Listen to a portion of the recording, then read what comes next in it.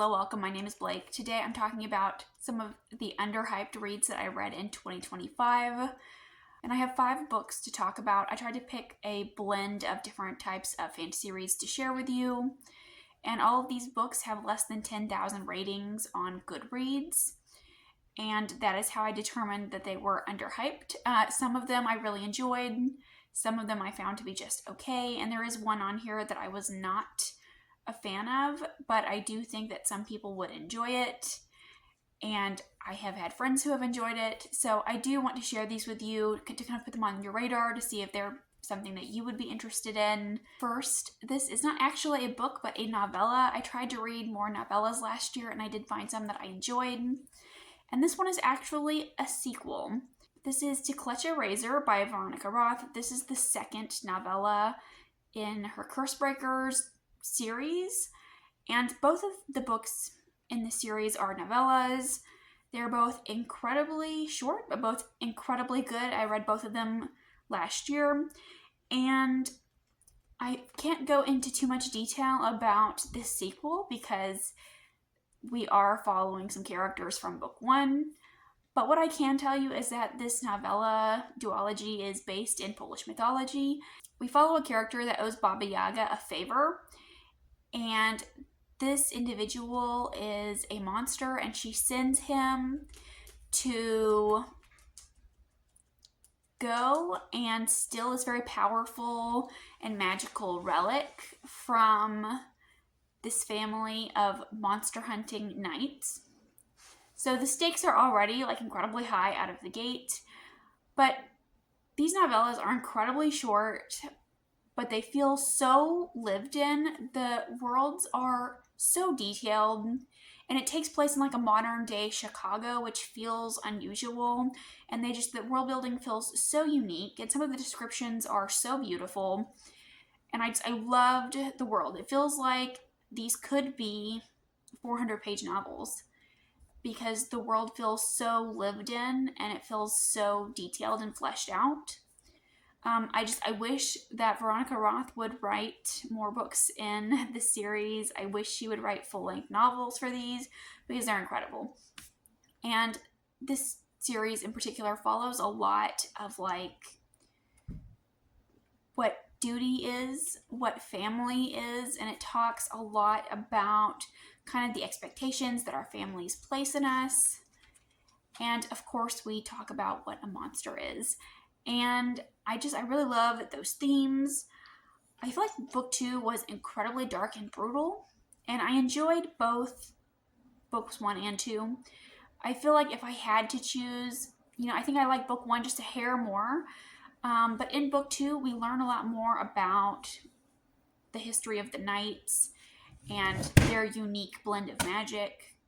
And I really liked that aspect. I really liked learning more about this magical world and these monsters themselves. And ultimately, it was just an incredibly good read. The sequel did come out in 2025, so maybe that's why I haven't heard very many people talk about it. But book 1 was very popular when it came out.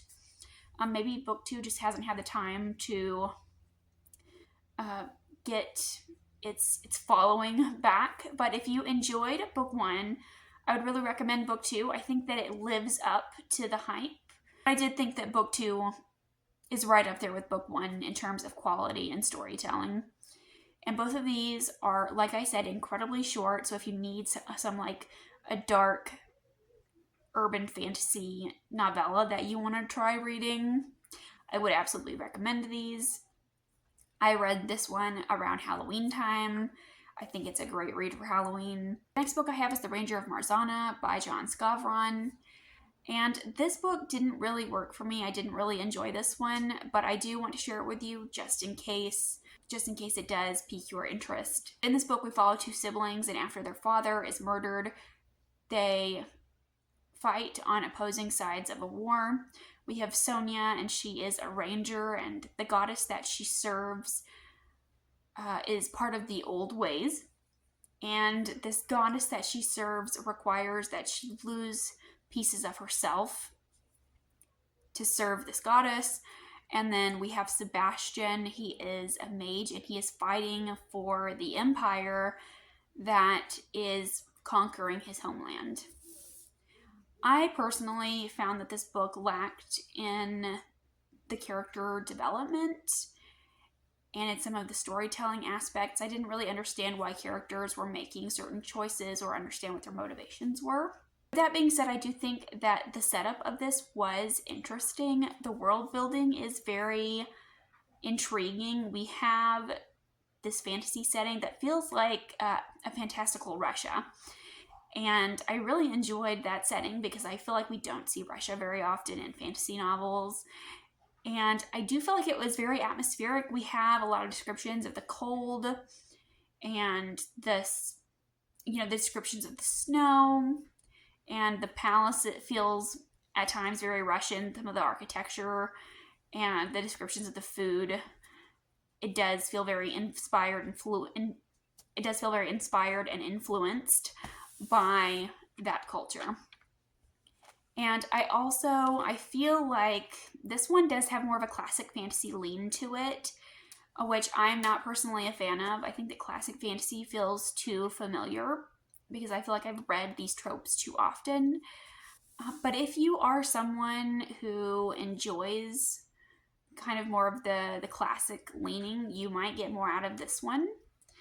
It does have some of a YA feel to it because these characters do feel young. So this book could appeal, I think, to a crossover audience. And we do have elemental magic as well. So if you are a fan of any of those things that I just listed, I would recommend this one to you if you are not as much of a character-driven reader. If you're not someone who has to be super attached to the characters to enjoy a book, I think that this one could work for you. I have friends on Goodreads and on Instagram who read this one and they did enjoy it more than me. And I think it was for that reason. Up next, I have Hell for Hire by Rachel Aaron. This is a self-published urban fantasy book. In this book, we follow Adrian, who is the only male witch, and he has broken the rules. And in order to spare his coven from the fallout of breaking these rules, he has decided to go to Seattle and start his own witchwood. And he hires a group of demons to kind of be his bodyguards. And Bex is our other POV, and she is the leader of this demon group. And through Bex's POV, we have this more action-packed perspective, and we learn more about the demons through her eyes. And then through Adrian's eyes, his chapters feel very cozy and very witchy, and we learn more about the witches. And I really enjoyed this book. I ended up giving it 3.5 stars. I ended up being pleasantly surprised. I didn't think I would like it. It was a buddy read pick. This book ultimately has a lot of tropes that I really enjoy, and I think a lot of you would enjoy those tropes as well. We have found family, we have a talking cat, a magic sword, we have some very fleshed out world building, and we have, some really unusual and lovable characters as well. And in this world, we have Mesopotamian mythology, which I have personally never seen before in a fantasy book, so I thought that was quite intriguing. I loved kind of this conflict of, the demons and the witches, and there are warlocks, and there are other supernatural beings that are kind of forced to coexist in this realm under one ruler. And there is definitely a lot of unfairness that is going on. And I feel like it was a great setup for the series. I feel like this book was just doing a lot of information sharing with us. And for that reason, I feel like we didn't get as close to the characters as I would like. But I still enjoyed the characters. I still like the storytelling. And I still plan on continuing on with the sequel. I will say that I do think that this book kind of shifts gears like halfway through. I feel like when we start out, it feels like it's a very small scale conflict. And then as the story progresses, we get hints that there is something much larger going on at play. And then by the end of this book, it seems like we are moving into a much larger conflict for the rest of the books. Up next, I have Your Blood, My Bones by Kelly Andrews, and this is a YA fantasy horror. And in this book, we follow our main character, Wyatt. She has inherited her family home, and she goes back to burn it all down. But she does one final walkthrough of the house to kind of reminisce and to say goodbye. And she finds her childhood friend Peter chained up in the basement. And he's been there for who knows how long. And Peter has been tortured and murdered hundreds of times at the hands of Wyatt's family in these ritualistic sacrifices. And he's determined to break the cycle, and he believes the only way he can do that is to kill Wyatt. So that is the bonkers setup for this book. I personally had mixed feelings about this book, but I do see the appeal. I think there were a lot of great things that I enjoyed here. First, we have that wild and wacky setup, which I was interested in from the start. And then we have some very interesting magic. This property, this land, this house is magical, and we don't really understand why. And we have these kind of unusual characters that kind of appear, and we don't really know who to trust and who not to trust. And there is a darkness that is growing in the forest that is coming closer to the house, coming closer to this property. So a lot of interesting stuff is going on, and we do have this forest horror aspect to it. So it's very dark. If you're looking for a horrifying summer read, I would recommend this. It is very dark. It is atmospheric. She's talking about, the lightning bugs, and, she can hear the frogs singing at night and the bugs chirping. And she talks about the heat and the humidity. I feel like it was incredibly atmospheric. The descriptions of the atmosphere definitely reminded me of summer. And I happened to read it in the summer, and I feel like it was just a perfect description of August. And I loved that aspect. And I will also say that this book is very flowery in terms of the writing style, and that may not be for everyone. I would also like to say that at the end of this book, we don't get all of the answers. It has kind of a vague and open ending. So if you are someone like me who does not like a vague or an open ending, I don't know that this one will be for you. But if you're okay with not having all the answers, and you are interested in reading a summary fantasy horror, definitely pick this one up. Up next, I have The Otherwhere Post by Emily J. Taylor. This was one of my favorite reads of 2025. This is a YA fantasy. In this book, we follow Maeve. And she's kind of lived her life on the run. Her father... Sorry, if I keep looking down, my cat's sitting down here, and I keep petting her. She's laying on my notes. But in this book, we follow Maeve, and she's been living her life on the run. Her father was known as a destroyer of worlds, and he was a very powerful scriptomancer. And one day, she receives a magical letter saying that her father was innocent. So Maeve enrolls at her father's old school, which is this magic school for postmasters. And she learns the art of enchanting letters and carrying them to other worlds. So right out of the gate, that sounded like something I was going to really enjoy. It is a YA novel, and it is, I feel like it's fairly short. It's like 350 pages maybe, but it was a very quick read for me. I really enjoyed the magic school aspect. I love magic letters and magic writing. I love the magic school setting as well. So if that's something that you enjoy, I think that this one will be for you. And we have a very sweet, slow burn romance in this one. Our love interest is very much a cinnamon roll, and he is very kind and gentle, and I really liked that. And I feel like this book was very fast-paced. Like, we had a lot going on.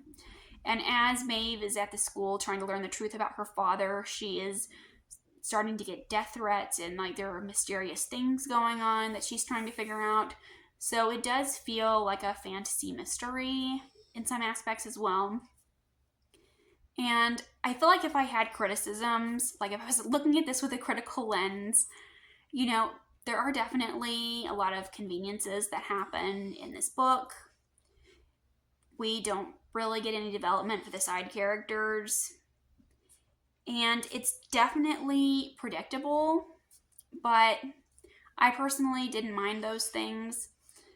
So if you are just looking for like a quick fun read and you're looking for something that has some similarities to Divine Rivals, I would recommend this. So if you liked the letter writing aspect of Divine Rivals, if you liked the enchanted letter aspect, I think you would enjoy the enchanted letter aspect of this. These are 5 books that I read last year that I feel like were kind of hidden gems. I haven't seen very many people talk about these, and I wanted to share them with you. Please let me know if I've convinced you to read any of them, or if you yourself have read any of them, because I would love to know. If you liked them, if you didn't like them, if you could maybe add on some additional thoughts to what I said about them, I would really appreciate it. Or if you have some other underhyped books that you'd like to recommend, let us know. Thank you so much for watching, and I'll see you again with another video soon. Bye.